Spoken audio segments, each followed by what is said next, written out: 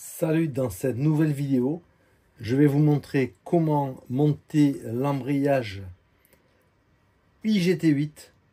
Alors c'est un embrayage type syntaxe avec un ressort central, mais qui va permettre d'embarquer une cloche de type plate. Ici, c'est pour l'adapter sur une Mugen MGT7. Donc ça, c'est la cloche Mugen d'origine en 15-19. Et cet embrayage, dont le diamètre du volant est 34, il va être absolument parfait pour équiper le modèle MGT7. Alors, j'ai pris un moteur piste pour faire mon premier montage.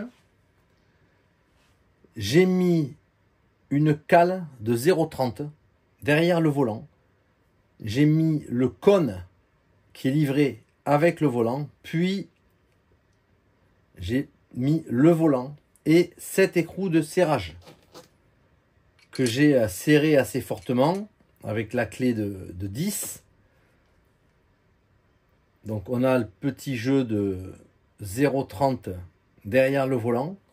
Et maintenant, on va présenter et monter l'embrayage. Alors c'est composé, quand ça arrive, que c'est livré, c'est un bloc complet. Il faut découper ici.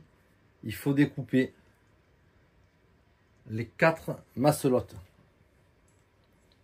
Alors la référence, c'est celui-ci, IGT8 006 00NB. Alors, une fois qu'on a découpé les masselottes, on les place ici dans leur logement entre les plots du volant, dans cette position. Alors c'est un embrayage qui va être centrifuge, qui va s'écarter vers l'extérieur, mais qui va pouvoir embarquer, je le répète, une cloche de ce type là. Une fois qu'on a mis les 4 masselottes, on met la pièce alu qui va recouvrir l'ensemble. On positionne le ressort central ici, qui va être fermé par un écrou de serrage qu'on vient positionner par-dessus.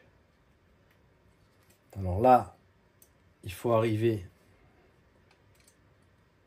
à l'enclencher.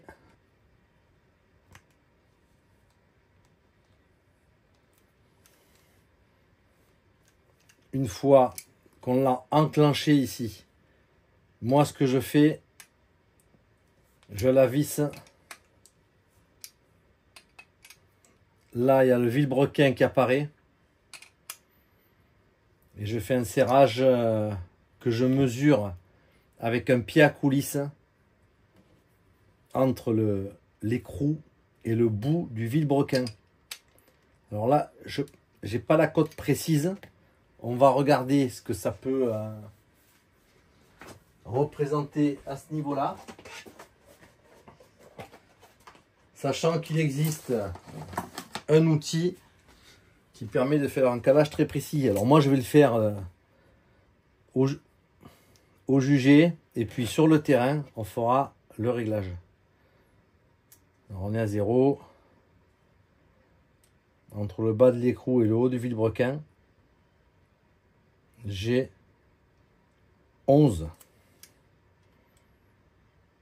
Voilà, on va partir sur cette base. Si c'est trop tendu, eh bien, au moment des essais, on viendra le desserrer.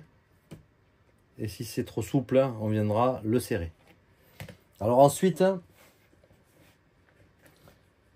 je mets ici une cale, une rondelle de calage de 2/10.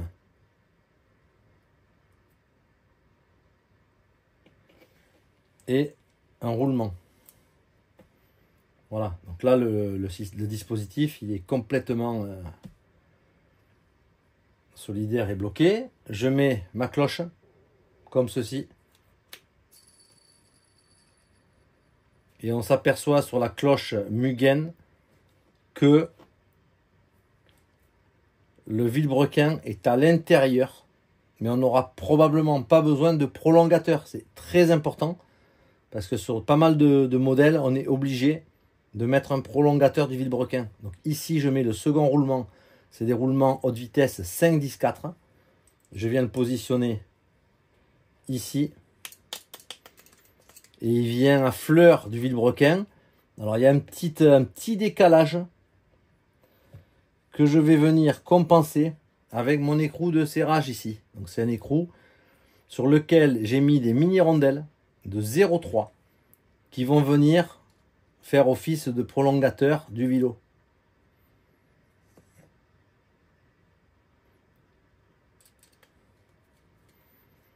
Voilà, alors je visse l'ensemble.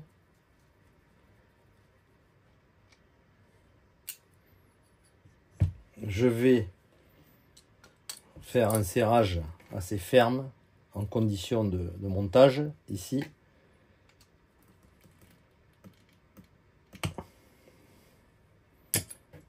Voilà.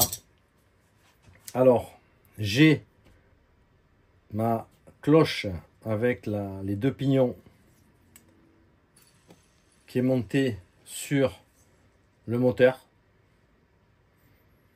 Au niveau du calage, on a un micro clic.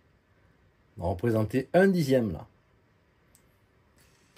Et on va pouvoir monter le moteur sur la Mugen MGT7. Voilà, donc c'est l'ensemble volant, embrayage, IGT8, cette référence, 4 shoes adjustable clutch system without clutch bell, puisque la cloche, on utilise la Mugen d'origine. À bientôt pour une prochaine vidéo.